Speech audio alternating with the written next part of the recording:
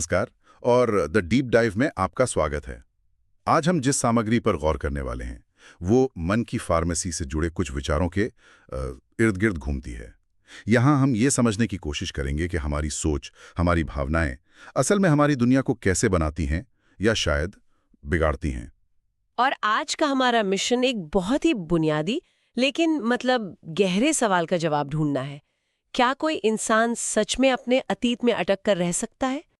और क्या सिर्फ अपनी सोच के दम पर एक बिल्कुल नया भविष्य बनाना मुमकिन है? ये सिर्फ मोटिवेशनल बातें नहीं हैं। हम विज्ञान और आध्यात्मिकता के उस संगम को भी देखेंगे जहां ये दोनों एक तरह से एक ही कहानी कहते नजर आते हैं। इसकी शुरुआत एक ऐसे आइडिया से होती है जिसने मुझे सच में रोककर सोचने पर मजबूर कर दिया। वो ये है कि ज्यादातर लोग अपनी बुरी परिस्थितियों के नहीं बल्कि उन परिस्थितियों से पैदा होने वाली पुरानी जानी पहचानी भावनाओं के आदी हो जाते हैं। एक तरह की लत। ये सुनने में थोड़ा अजीब लगता है ना? चलिए इसे परत दर परत समझते हैं। बिल्कुल। और ये लत शब्द यहाँ बहुत जरूरी है। हम अक्सर लत को ड्रग्स या शराब जैसी बाहरी चीजों से जोड़ते हैं, लेकिन इन स्रोतों का तर्क है कि हम अपनी ही भावनाओं, अपने अंदर के केमिकल कॉकटेल के आदी हो सकते हैं। एक मिनट रुकिए, भावनाओं की लत, ये थोड़ा ज्यादा नहीं हो गया? क्या हम सच में दुख के आदी हो सकते हैं? ये तो ऐसा लगता है जैसे कोई जानबूझकर दुखी रहना चाहेगा, जो कि तर्कसंगत नहीं लगता। कौन चाहेगा कि वो दुखी रहे? बहुत अच्छा सवाल है। कोई भी सचेत रूप से दुखी रहना नहीं चाहता, लेकिन ये प्रक्रिया अवचेतन यानी सबकॉन्शियस लेवल पर काम करती है। सोचिए, अगर किसी ने सालों से तनाव, निराशा या गुस्से को महसूस किया है, तो उसका शरीर उन भावनाओं से जुड़े केमिकल्स का, जैसे कॉर्टिसोल, जैसे कॉर्टिसोल और एड्रेनलिन, इनका आदी हो जाता है। शरीर के लिए वो स्थिति नॉर्मल बन जाती है। मतलब शरीर उस केमिकल स्टेट में इतना सहज हो जाता है कि अगर चीजें शांत या अच्छी होने लगें तो उसे कुछ गड़बड़ लगने लगती है, जैसे कुछ मिसिंग है। ठीक, यही बात है। शांति की स्थिति शरीर को असहज महसूस करा सकती है, क्योंकि वो उस केमिकल सिग्नेचर से परिचित नहीं है। इसलिए व्यक्ति अनजाने में अवचेतन रूप से फिर से ड्रामा, संघर्ष या तनावपूर्ण स्थितियां पैदा कर सकता है, ताकि शरीर को अपनी जानी पहचानी रासायनिक खुराक मिल सके। बिल्कुल, ये एक साइकिल बन जाता है। इंसान सोचता है कि उसकी किस्मत ही खराब है, लेकिन असल में वो एक अंदरूनी प्रोग्रामिंग को जी रहा होता है। ये तो डरावना है। मतलब मेरा शरीर ही मुझे मेरी पुरानी कहानियों में फंसाए रखने के लिए साजिश कर सकता है। तो फिर इस चक्र को तोड़ने का कोई रास्ता है, या हम बस अपने अतीत के कैदी हैं? रास्ता है, और वो जागरूकता से शुरू होता है।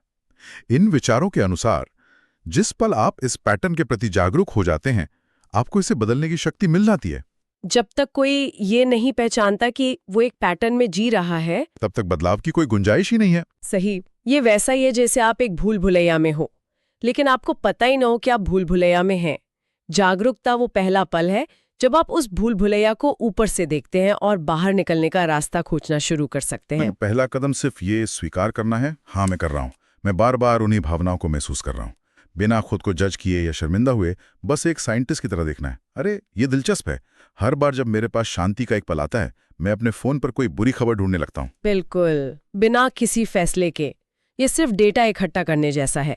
मैं देख रहा हूँ कि मैं हमेशा खुद को उन लोगों के आसपास पाता हूँ जो मुझे कमतर महसूस कराते हैं। यह पहचान ही बदलाव की नींव है। इसके बिना हम सिर्फ ऑटो पायलट पर चल रहे होते हैं, अतीत के प्रोग्राम से नियंत्रित होते हैं। ठीक है, तो अतीत की भावनाओं की ये लत और उससे बाहर निकलने के लिए जागरूकता का पहला कदम, ये बात समझ में आती है। लेकिन यहीं से बात और भी ज्यादा दिलचस्प हो जाती है। अगर हम अतीत से बाहर निकलना चाहते हैं तो हमें एक नए भविष्य की ओर देखना होगा। और यहीं पर हमारे दिमाग की एक अजीबोगरीब क्षमता सामने आती है, जिसके बारे में पढ़कर मैं हैरान रह गया। वो ये कि हमारा दिमाग एक असली अनुभव और एक बहुत साफ साफ बनाई गई कल्पना के बीच ज्यादा फर्क नहीं कर पाता। ये न्यूरोसाइंस की सबसे बड़ी खोजों में से एक है और इसके असर बहुत गहरे हैं। इसे न्यूरोप्लास्टिसिटी कहते हैं, यानी हमारा दिमाग पत्थर की लकीर नहीं है, इसे बदला जा सकता है, रीवायर किया जा सकता है। जब हम कोई काम करते हैं, मान लीजिए कार चलाना, तो हमारे दिमाग में न्यूरॉन्स के कुछ रास्ते जल उठते हैं। लेकिन रिसर्च दिखाती है कि जब हम सिर्फ उस काम को करने की बहुत स्पष्ट कल्पना करते हैं, हर डिटेल के साथ, हर मोड़ के साथ, तो दिमाग में लगभग वही रास्ते सक्रिय होते हैं। रुकिए, क्या आप कह रही हैं कि अगर मैं सोफे पर बैठकर सिर्फ ये कल्पना करूं कि मैं जिम में वर्कआउट कर रहा हूं, तो मेरी मसल्स बन जाएंगी? यकीनन ये इतना आसान तो नहीं हो सकता। हाँ, नहीं, मसल्स बनाने के लिए तो आपको वजन उठाना ही पड़ेगा। लेकिन ये सिद्धांत एथलीट्स पर बहुत असरदार तरीके से काम करता है। अच्छा। टॉप के खिलाड़ी सिर्फ शारीरिक अभ्यास नहीं करते, वे मानसिक अभ्यास भी करते हैं। वे अपनी रेस को, अपने शॉट को, अपनी परफॉर्मेंस को अपने दिमाग में हजारों बार दोहराते हैं।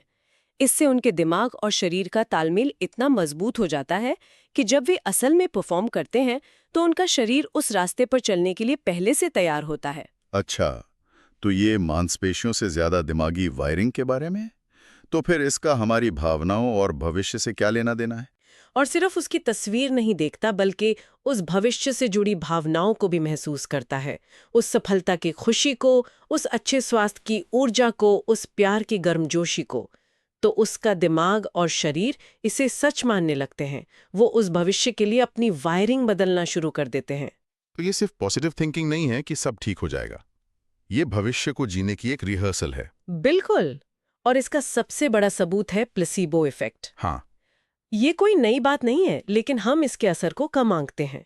लोगों को शुगर की गोलियां दी जाती हैं और कहा जाता है कि एक शक्तिशाली दवा है, और वे सच में ठीक होने लगते हैं। क्यों? क्योंकि उनके विश्वास ने उनकी उम्मीद ने उनके शरीर की अपनी हीलिंग सिस्टम को एक्टिवेट कर दिया। और वो नकली सर्जरी वाला उदाहरण तो और भी अविश्वसनीय है। मरीजों को एनेस्थीसिया दिया, उनकी त्वचा पर चीरा लगाया और फिर उसे सिल दिया, बिना कोई असली ऑपरेशन किए। और उनमें से कई मरीजों में ठीक वैसा ही सुधार देखा गया जैसा असली सर्जरी वालों में हुआ। उनका दिमाग इतना कन्विंस हो गया था कि इलाज हो गया है कि शरीर ने खुद को ठीक करना शुरू कर दिया। यहाँ जो बात फैसिनेट करती है वो ये है कि शरीर खुद को ठीक कर रहा है। हाँ, विश्वास ने सिर्फ एक ट्रिगर का काम किया। इसने शरीर के अंदर मौजूद उस अविश्वसनीय क्षमता को जगा दिया। सही।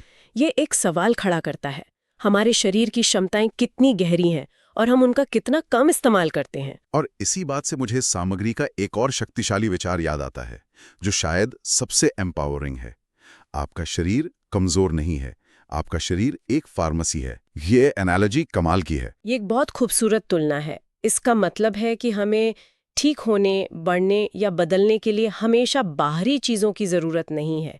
हमारे शरीर में वो सारे रसायन, सारे हार्मोन्स और सारे न्यूरोट्रांसमीटर बनाने की क्षमता है जो खुशी, स्वास्थ्य और जीवन शक्ति के लिए ज़रूरी है। ये एक पूरी तरह से इक्विप्ड फार्मेसी है जिसमें हर मर्ज की दवा है।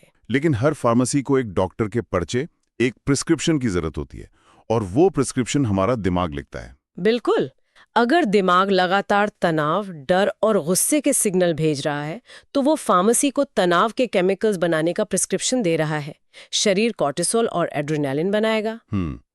ये रसायन फाइट और फ्लाइट के लिए तो अच्छे हैं, लेकिन अगर ये सिस्टम में हर समय बहते रहें तो ये हमारे इम्यून सिस्टम को कमज़ोर करते हैं और बीमारियों को न्योता देते हैं। हम रोज़ खुद को धीमी गति से जहर दे रहे होते हैं। अगर दिमाग शांति, कृतज्ञता और प्यार के संकेत भेजता है, तो फार्मेसी एंडोर्फिन, सेरोटोनिन, डोपामाइन जैसे रसायन बनाती है।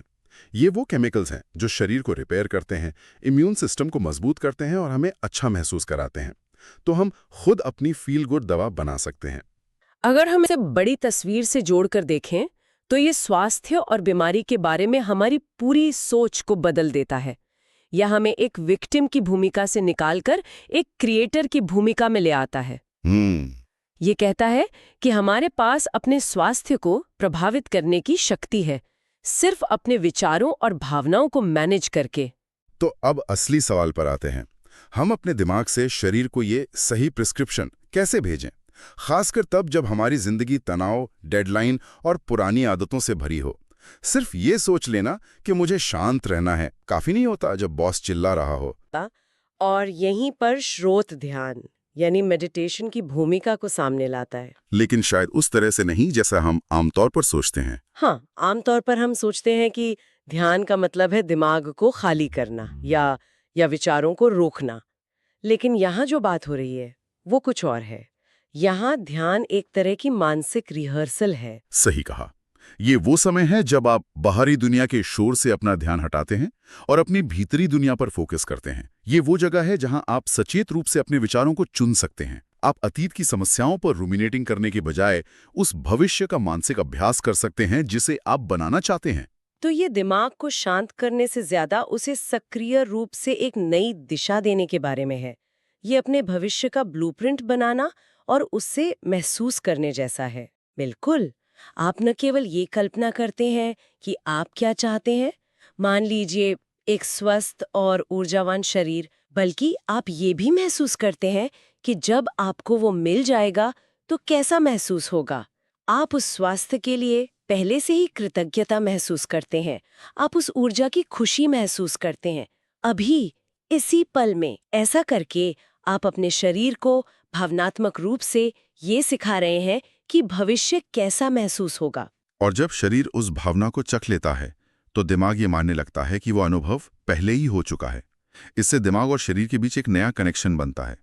लेकिन यहीं पर एक और कॉन्सेप्ट आता है जो थोड़ा साइफाई जैसा लगता है, क्वांटम फील्ड।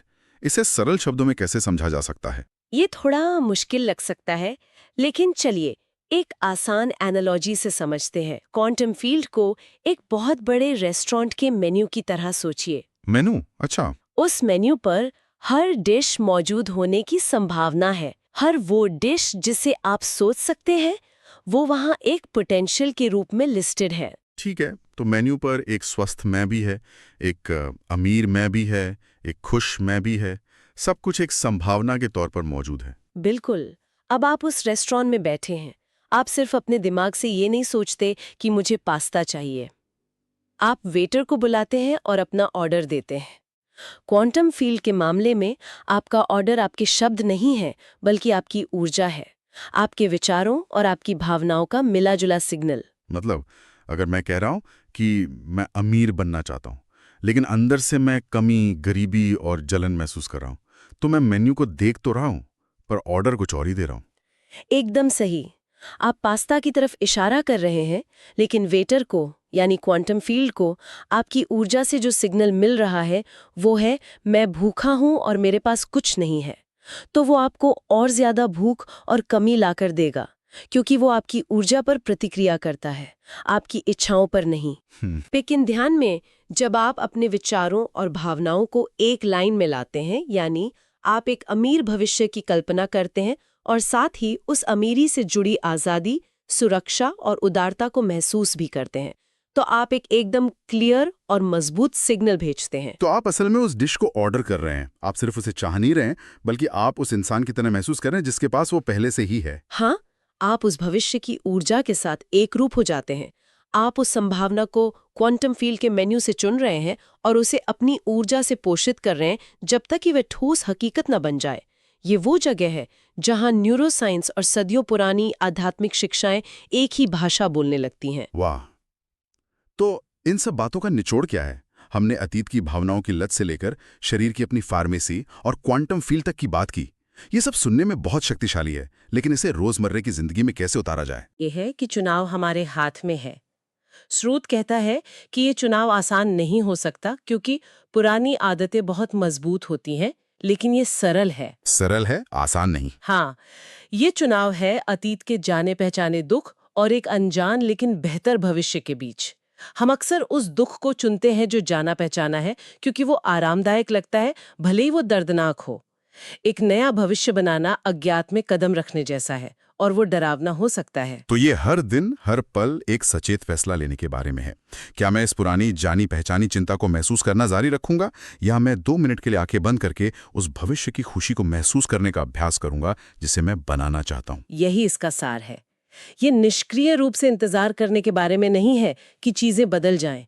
ये सक्रिय रूप से बदलाव लाने के बारे में है, भीतर से बाहर की ओर। ये अपनी ऊर्जा को मैनेज करने के बारे में है, क्योंकि आपकी ऊर्जा ही आपकी हकीकत को आकार देती है। इन सूतों में एक लाइन थी जो मुझे बहुत पसंद आई। जिस पल कोई अतीत को छोड़कर सचेत रूप से चुनता है, उसका भविष्य उसे चुनना शुरू कर देता है। ये बहुत सुंदर है। ये ऐसा है जैसे यूनिवर्स आपके फैसले का इंतजार कर रहा हो कि आप कौन सी कहानी जीना चाहते हैं। और ये जिम्मेदारी और शक्ति दोनों को वापस हमारे हाथों में देता है। ये हमें बताता है कि हम अपनी परिस्थितियों के शिकार नहीं हैं, हम अपनी हकीकत के निर्माता हैं, चाहे हमें इसका एहसास हो या ना हो। ये एक बहुत ही मजबूत विचार है और ये हमें एक बहुत ज़रूरी सवाल पे लाके छोड़ता है जिसे हम सब खुद से पूछ सकते हैं। बिल्कुल। और वो सवाल ये है, अगर हमारे विचार सच में हमारी हकीकत बनाते हैं तो हम अनजाने में रोज़ क्या बना रहे हैं? अपनी चिंताओं, अपने डर और अपनी शिकायतों के माध्यम से हम किस तरह की दुनिया को मजबूत कर रहे हैं?